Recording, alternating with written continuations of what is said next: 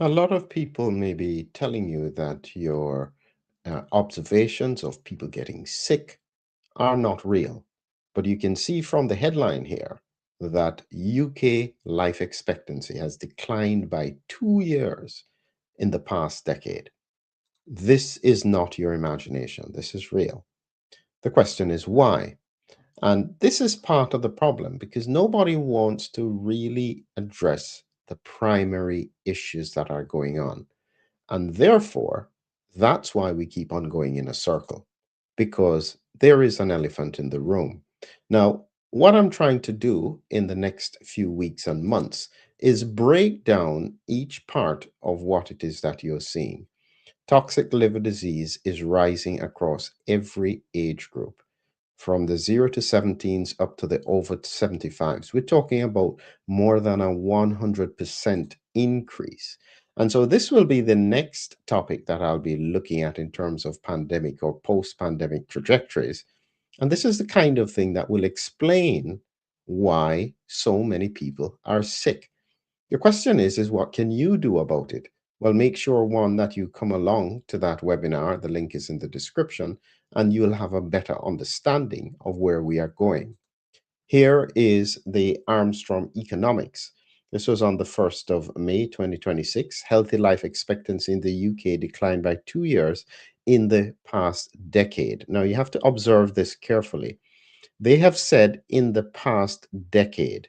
Now, remember, yes, they are right.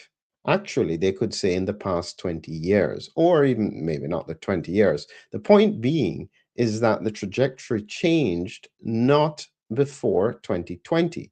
So they should have said in the past 4 years, but they chose decade. Both were correct, but only one was actually truth.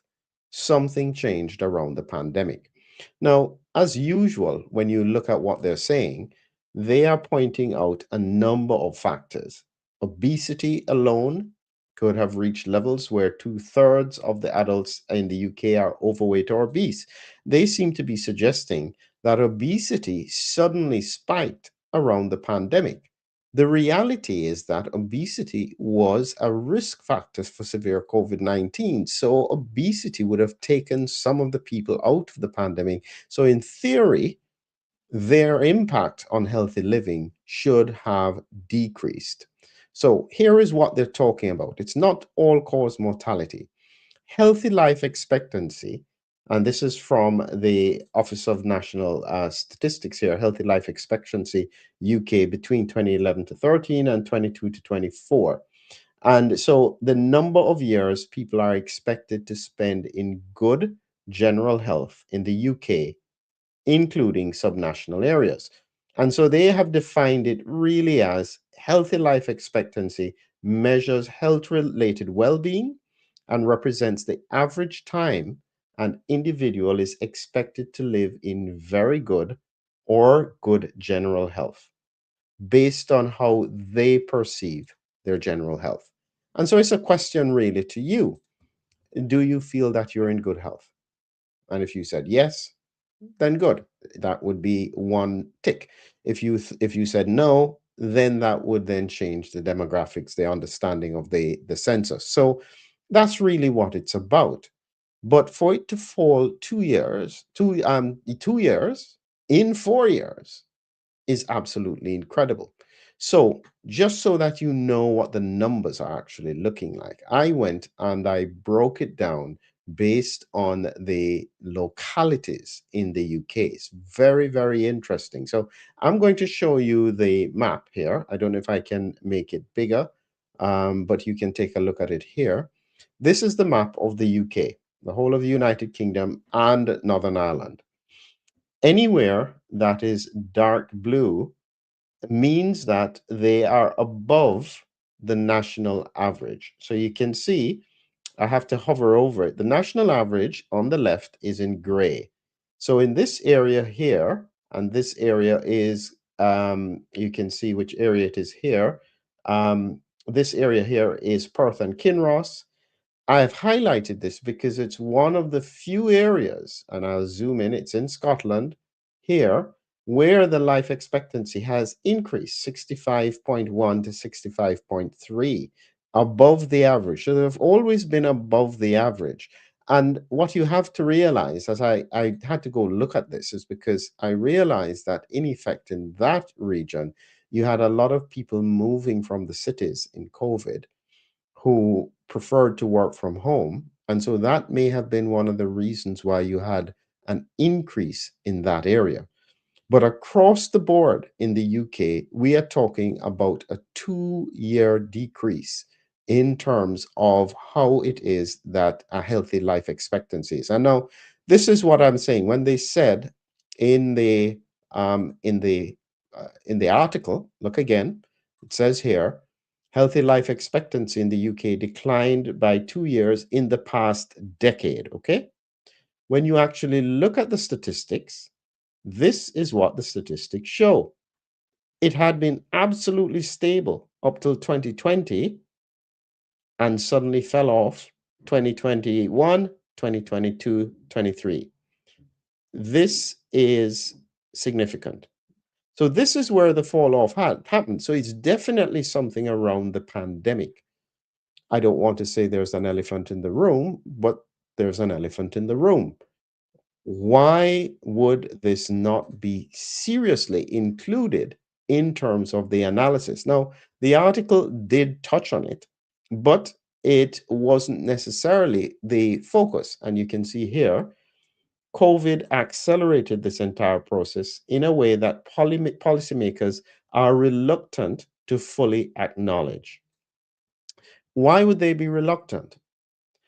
They would be reluctant because they cannot categorically say that this is just related to infection. That's the problem.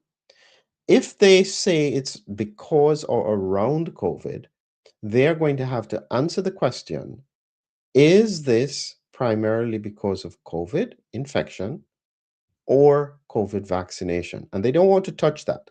My feeling is that it is the combination. Now, I have said this over and over again, and this is something that is very important to try and grasp when we think about the mechanisms as to what is going on in terms of the pandemic. So I'm going to show you my image as to what I think is happening and what I've been describing for the longest time.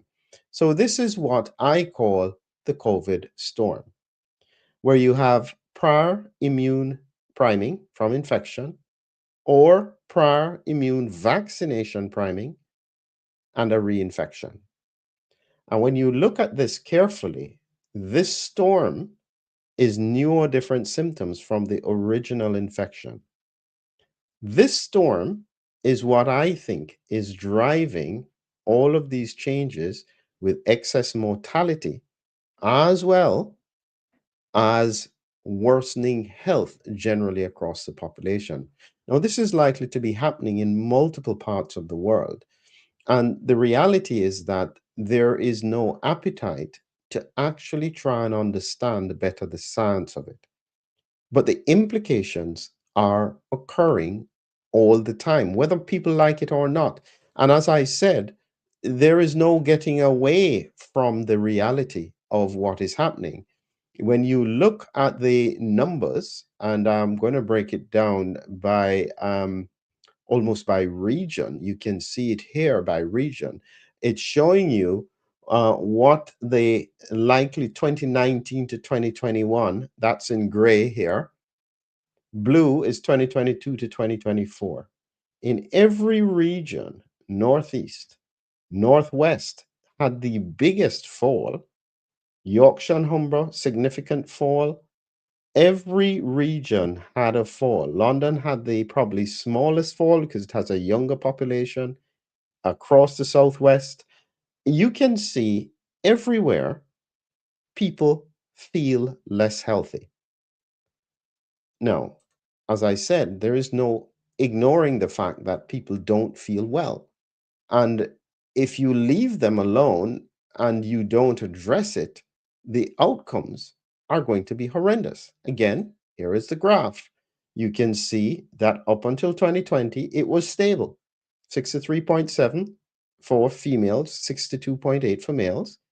By the time it has hit 22 to 24, it's 60.9 and 60.7.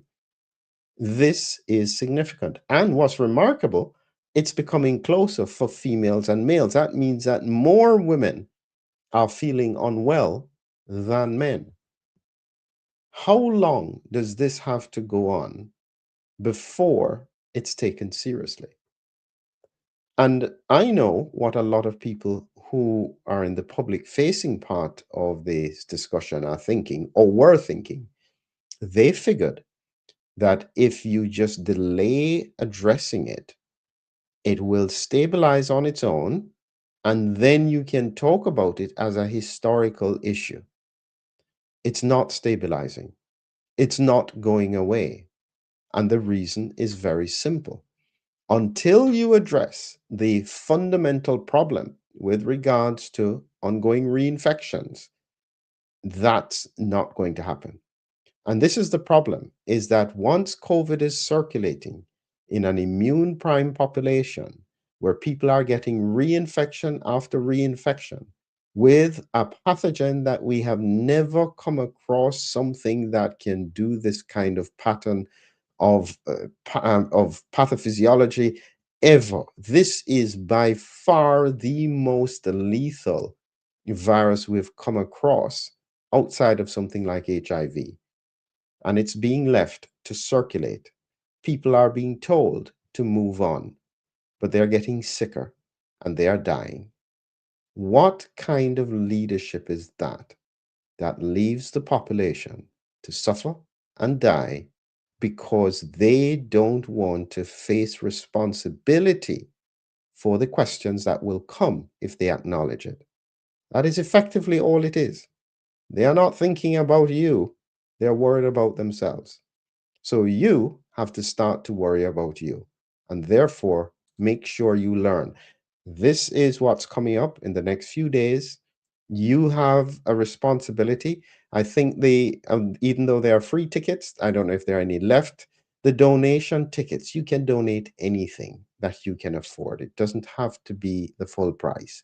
There is no excuse that you don't at least listen to the information and use it to help yourself and your family. There is no way out of this, and it's only going to get worse. Let's at least be prepared for what could be a bumpy ride.